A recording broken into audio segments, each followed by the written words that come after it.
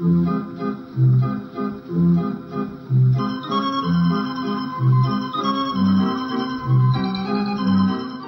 famille, première partie, chapitre 2, un père nourricier.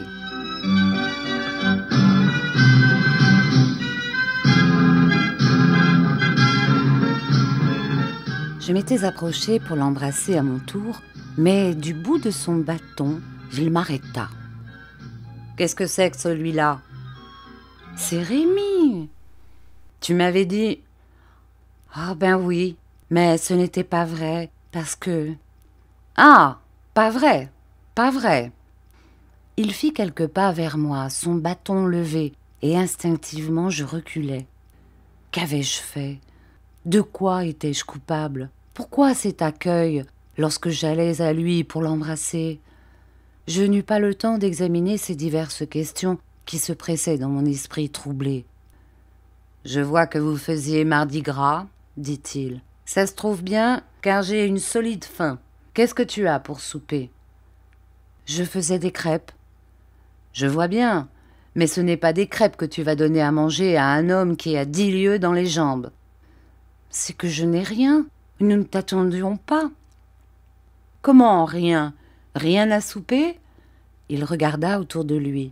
« Voilà du beurre. » Il leva les yeux au plafond, à l'endroit où l'on accrochait le lard autrefois. Mais depuis longtemps, le crochet était vide, et à la poutre pendaient seulement maintenant quelques glanes d'ail et d'oignons. « Voilà de l'oignon, » dit-il, en faisant tomber une glane avec son bâton. 4 ou 5 oignons, un morceau de beurre, et nous aurons une bonne soupe. Retire ta crêpe, et fricasse-nous les oignons dans la poêle. Retirer la crêpe de la poêle. Mère Barberin ne répliqua rien. Au contraire, elle s'empressa de faire ce que son homme demandait, tandis que celui-ci s'asseyait sur le banc qui était dans le coin de la cheminée. Je n'avais pas osé quitter la place où le bâton m'avait amené, et appuyé contre la table, je le regardais. C'était un homme d'une 50aine d'années environ, au visage rude, à l'air dur. Il portait la tête inclinée sur l'épaule droite, par suite de la blessure qu'il avait reçue, et cette difformité contribuait à rendre son aspect peu rassurant. Mère Barberin avait replacé la poêle sur le feu.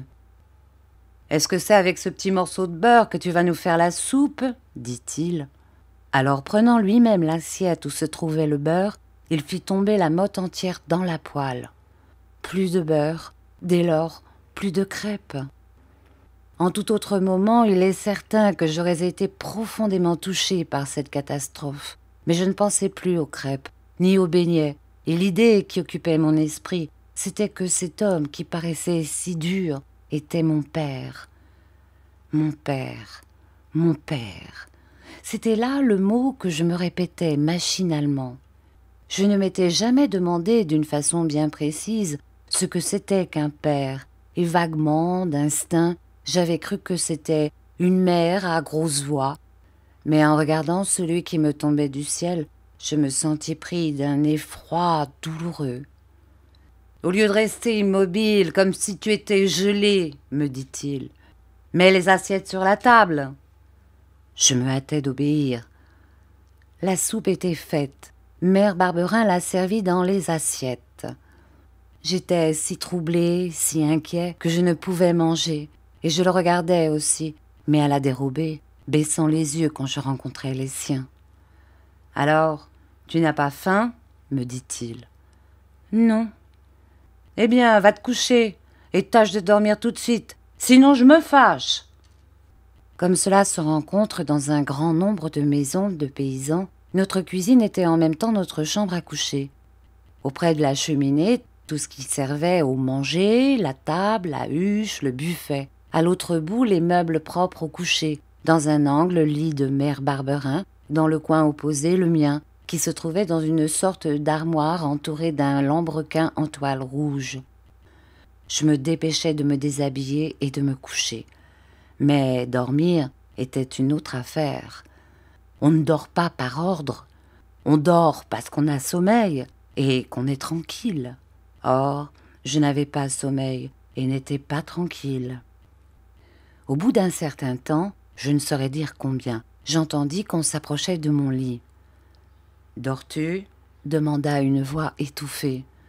Je n'eus garde de répondre, car les terribles mots « je me fâche » retentissaient encore à mes oreilles. « Il dort » dit Mère Barberin. « Aussitôt couché, aussitôt endormi, c'est son habitude. Tu peux parler sans craindre qu'il t'entende. » Sans doute j'aurais dû dire que je ne dormais pas, mais je n'osais point. On m'avait commandé de dormir, je ne dormais pas, j'étais en faute. « Ton procès, où en est-il » demanda Mère Barberin. « Perdu. Les juges ont décidé que j'étais en faute de me trouver sous les échafaudages et que l'entrepreneur ne me devait rien. » Là-dessus, il donna un coup de poing sur la table et se mit à jurer sans dire aucune parole sensée. « Le procès perdu, reprit-il bientôt, notre argent perdu, estropié, la misère, voilà. Et comme si ce n'était pas assez, en rentrant ici, je trouve un enfant. M'expliqueras-tu pourquoi tu n'as pas fait comme je t'avais dit de faire ?»« Parce que je n'ai pas pu. »« Tu n'as pas pu le porter aux enfants trouvés ? On n'abandonne pas comme ça un enfant qu'on a nourri de son lait et qu'on aime. Ce n'était pas ton enfant. Enfin, je voulais faire ce que tu me demandais, mais voilà précisément qu'il est tombé malade. »« Malade ? » ?»« Oui, malade.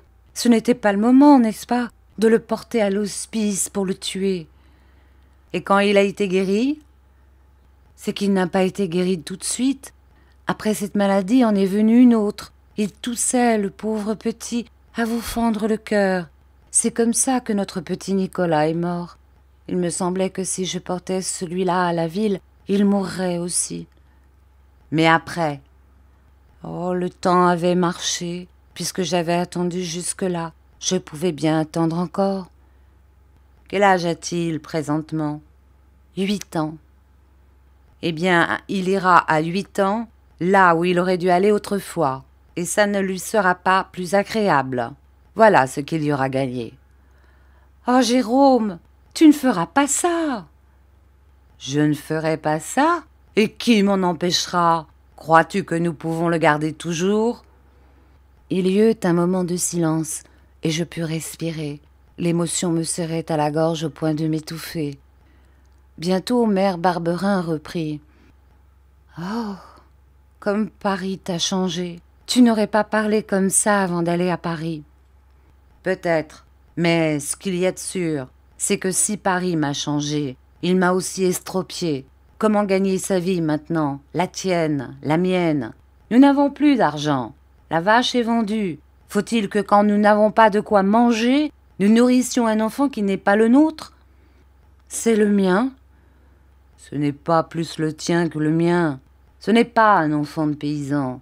Je le regardais pendant le souper. C'est délicat, c'est maigre, pas de bras, pas de jambes. C'est le plus joli enfant du pays. Joli, je ne dis pas, mais solide. Est-ce que c'est sa gentillesse qui lui donnera à manger ? Est-ce qu'on est un travailleur avec des épaules comme les siennes ? On est un enfant de la ville. Et les enfants des villes, ils ne nous en font pas ici. Je te dis que c'est un brave enfant, et il a de l'esprit comme un chat, et avec cela bon cœur. Il travaillera pour nous. En attendant, il faudra que nous travaillions pour lui, et moi je ne peux plus travailler. Et si ses parents le réclament, qu'est-ce que tu diras ? Ses parents ? Est-ce qu'il a des parents ?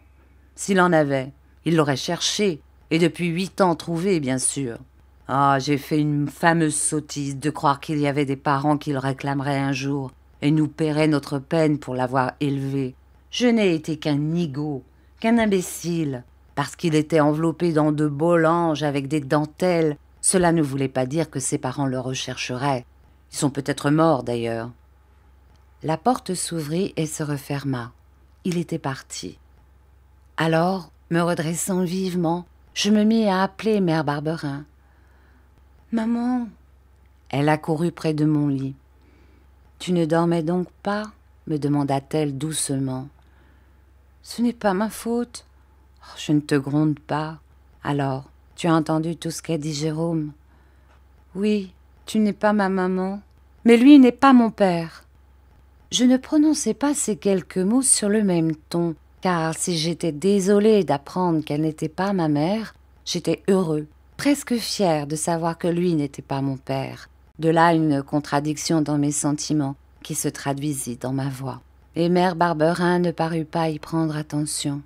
« J'aurais peut-être dû, dit-elle, te faire connaître la vérité, mais tu étais si bien mon enfant que je ne pouvais pas te dire sans raison que je n'étais pas ta vraie mère. Ta mère, pauvre petit, tu l'as entendu, on ne la connaît pas. Est-elle vivante? Ne l'est-elle plus? On n'en sait rien.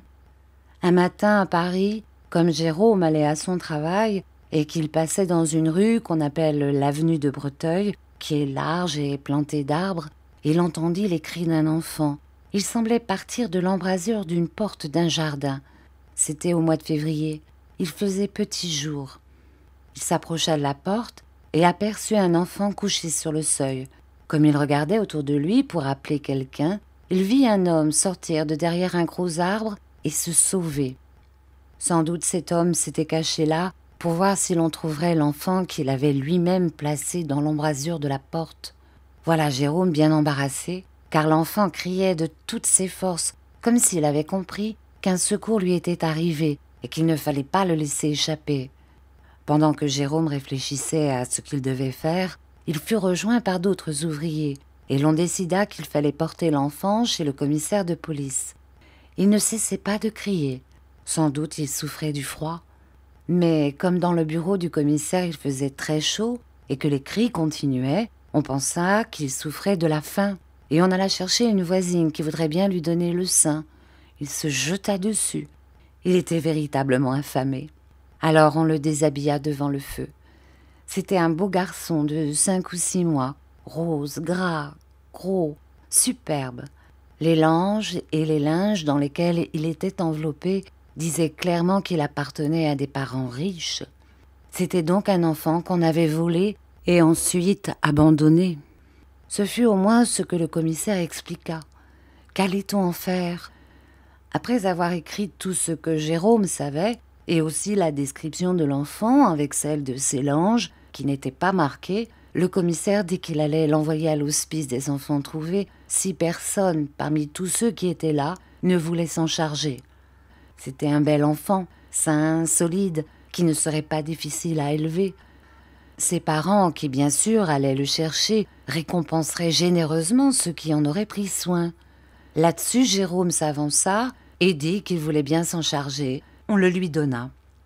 J'avais justement un enfant du même âge, mais ce n'était pas pour moi une affaire d'en nourrir 2. Ce fut ainsi que je devins ta mère. Oh, maman! Au bout de 3 mois, je perdis mon enfant, et alors je m'attachai à toi davantage. J'oubliais que tu n'étais pas vraiment notre fils. Malheureusement, Jérôme ne l'oublia pas à lui, et voyant au bout de 3 ans que tes parents ne t'avaient pas cherché, au moins qu'ils ne t'avaient pas trouvé, il voulut te mettre à l'hospice. Tu as entendu pourquoi je ne lui ai pas obéi. « Oh, pas à l'hospice !» m'écriai-je, en me cramponnant à elle. « Mère Barberin, pas à l'hospice, je t'en prie !»« Tu n'iras pas, mais à une condition, c'est que tu vas tout de suite dormir. Il ne faut pas, quand il rentrera, qu'il te trouve éveillée. » Et après m'avoir embrassée, elle me tourna le nez contre la muraille. J'aurais voulu m'endormir, mais j'avais été trop rudement ébranlée, trop profondément émue pour trouver à volonté le calme et le sommeil. Il y avait au village 2 enfants qu'on appelait les enfants de l'hospice. Ils avaient une plaque de plomb au cou avec un numéro. Ils étaient mal habillés et sales. On se moquait d'eux, on les battait. Les autres enfants avaient la méchanceté de les poursuivre souvent, comme on poursuit un chien perdu pour s'amuser, et aussi parce qu'un chien perdu n'a personne pour le défendre. Oh, je ne voulais pas être comme ces enfants. Je ne voulais pas avoir un numéro au cou. Je ne voulais pas qu'on courût après moi en criant « À l'hospice! À l'hospice !» Cette pensée seule me donnait froid et me faisait claquer les dents. Et je ne dormais pas, et Barberin allait rentrer. Heureusement, il ne revint pas aussitôt qu'il avait dit, et le sommeil arriva pour moi avant lui.